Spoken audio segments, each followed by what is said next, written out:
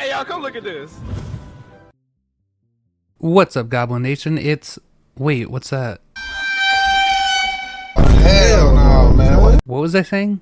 What's up, Goblin Nation? It's Jibrian back with some more Rell suggestions. This time I also looked at suggestions from my own Discord and the comments on my video to track down the best and worst suggestions. This will probably end up being a series on my channel in the future, so like and subscribe so you don't miss the next one. I'm almost at 2,000 subs, so let's hit 2,000 by the end of the month, and I'll release a bonus video with more proof Gecko Moria is on the moon. Don't forget to join the Discord so you can share your Rell suggestions, or comment below if you don't use Discord. Before we get started, let me know who's your favorite One Piece character. Anyways, let's all have a good time and buckle in because delicious times are ahead of you. So the first one we have here is gold players should be treated better and gold players should have good loot on spawn. Wait, I think we saw this one already. This was pretty good bait though. Next suggestion up is hats. Specifically, they want the hats to be cosmetic only and not like give you stats like in other games where accessories buff you.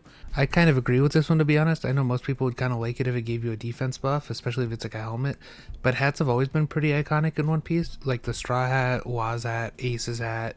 These are all like very unique designs that you can recognize right away. I think I've shared the idea of transmog, which is when you change the look of an outfit to make it look like something else, which is good for fashion, like if people want to make their characters look good.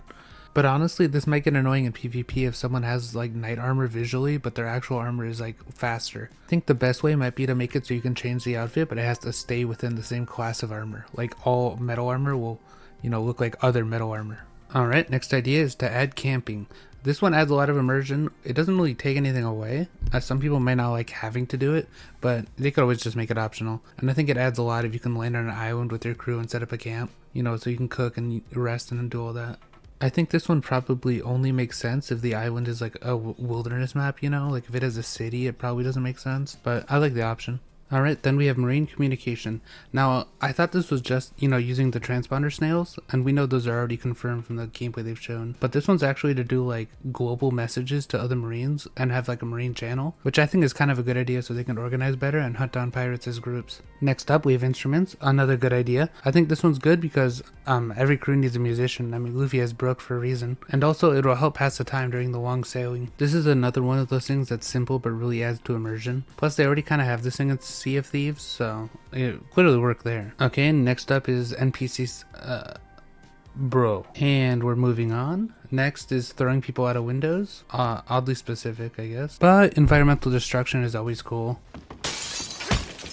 Yeah, that was pretty cool. Following that one, this suggestion says that your armor should lose durability and you should have to repair it. I like this idea as long as it isn't really annoying. I played Grounded, the survival game, and that was my biggest issue, was that you had to repair your armor and it was very expensive. So honestly, if they make it free and you have to do it at like workbenches, like at your boat, that'd be fine. I think it'd be good actually, because then it gives you a reason to set up camp or, go back to your ship. Ooh, this one's a hot take. They even say it in the title. So this one says no private servers. Basically, they think that people are just going to use them to cheat, which is true. People will end up using them to cheat because they can't be reported if they're alone. Honestly, this one would be kind of lame if there's no privates, because I know a lot of people plan on using them for like server events, stuff like that, especially YouTubers. I'd be fine if they reduced drop rates or something, maybe made it so you got less XP or something in order to make exploiting less good. But honestly, I don't really agree or disagree fully. Let me know what you guys think. Some kind of bloodline system. This one must not have been very good because it got deleted and everyone's disagreeing. I don't know what this one was. I assume it was something like clans that give you buffs, but it's the thought that counts. You put yourself out there, you give a bad idea, you delete it, you go home, you cry, it's all in the day's work. Now this is a long one, but believe me, let this man cook. The first part, he says that you should only be able to sense hockey, or I guess see it, if you yourself have it. This is kind of accurate to the show because we weren't able to see it as viewers until Luffy got it. I feel like this would be so awesome, especially early on when you don't have hockey yourself, just wondering who has it, and it would make every fight much more tense if you don't know if they have it or not. The second part is giving a visual indicator of when someone activates observation hockey. This one would be cool because in the anime they always have glowing eyes, and it just adds almost visual flair, especially during a fight. You just see your opponent activate their glowing eyes, they have observation. His third part of this suggestion is having hockey kind of like activate, or I guess show itself during a really intense fight, similar in the show when Luffy would use conquerors without knowing. Now the fourth one is probably the only one I really disagree with. This is that basically you have to get lucky and spawn with the ability to learn conquerors. Now it doesn't sound like you would really know it until you leveled it up or unlocked it, but I don't like this one because it's not really going to change anything. People are just going to make new character slots until they get it, and people are then going to sell those accounts, like, you know what I mean? It's just not really that cool. Also, this is a bit of a side rant, but I'm so sick of people suggesting something and then the reply being like, that's not how it works in the show. That's not how it's gonna work. It's like, yeah, they're changing the names. They're writing their own original story to avoid copyright. There's no reason they can't change a mechanic to be different in the game, especially if it's more fun as a gameplay mechanic. Yeah, imagine if, like, really, there's only 7 warlords in every server. Like, that's just not gonna be fun. You know what I mean? Like, obviously things are getting changed for the game. They also talk about how rare Conquerors is, but if they make it as rare as it is in the show, then no one's going to get to experience it aside from like a couple lucky few. And that's just not fun. You know what I mean? Like, everyone wants to have this cool mechanic. Why would they gatekeep it like that, you know? The way I see it, if it's fun and doesn't negatively affect people, it should be in the game. I'ma just say it. If this were accurate to the anime, half of y'all wouldn't even leave C1. Sorry about that. Well, this next one's about your player house or base being affected by your devil fruit. Similar to the way Punk Hazard is half lava and half, ice because of the fight there. They would say that if you had an ice fruit, you'd have snow around your base. Bases aren't even confirmed, so this is already kind of a stretch, but I can't imagine they would think to do this. It would be kind of neat though.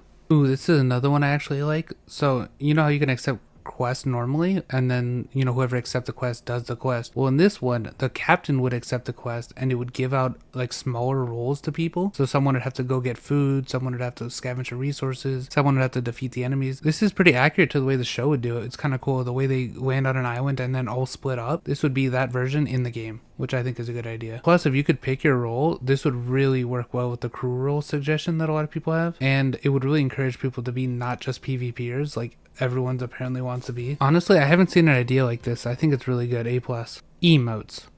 Please add emotes. I want to floss so bad. Please. Alright, now we get to the first idea from the YouTube comments. This one's basically, you have like hatchets and fishing rods. This one would allow you to buy better versions that, do the activity faster. So you would chop trees faster, you would fish faster. I like this idea. It adds another sense of progression to, the skilling and doing all that kind of stuff. This idea is actually so good that I'm pretty sure this is how it already works in the game. And this idea takes advantage of the fact that they have physics on the boats now for the first time in a Roblox game. And so they kind of want to have moving like bosses that are islands, like like in Zoe, the big elephant. They should add a magical wheel of cheese that heals you to full health when prepared perfectly, but you need a really high cooking stat. Now, I don't know about it being magical, but I do like the idea of cooks actually healing people and, having really good use for them. I think I found my new favorite channel on the effing world.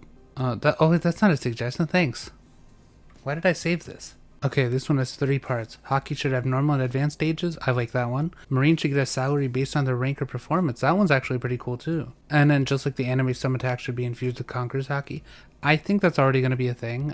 We haven't seen it, but it's a good assumption, I think. Next, we have ambition-based Conqueror's Hockey. I know they say you need to be ambitious to, to get it in the anime, and their version in this game would be to, like, do stuff you're way under leveled for to show how ambitious you are, and that would raise your chance of getting Conqueror's Hockey. Kind of an interesting idea. I don't really know how easy this would be to do, I kind of worry that people would just start boosting each other. Alright, last one. It would be cool if a player that mastered hockey could teach other players, and players could train with each other by doing a mini game. I actually really like this one because Shindo Life already has a mentor system, and this seems like an evolution of that where a player would be your mentor. It's kind of genius, honestly. Let me know what you guys think about that one. Anyways, that's all for today's video. I hope you enjoyed. Don't forget to like and subscribe. Join the Discord. You can leave your suggestions there. You might be in my next video. I know, it's an honor. Crazy. I don't know if I'll be able to get another video out this weekend. I'll try, I usually stay up all night when I work on these. It's 6:38 a.m. so I am kind of eager to go to sleep, but hopefully you guys enjoyed. That always makes it worth it. And, I'm out. See you next time.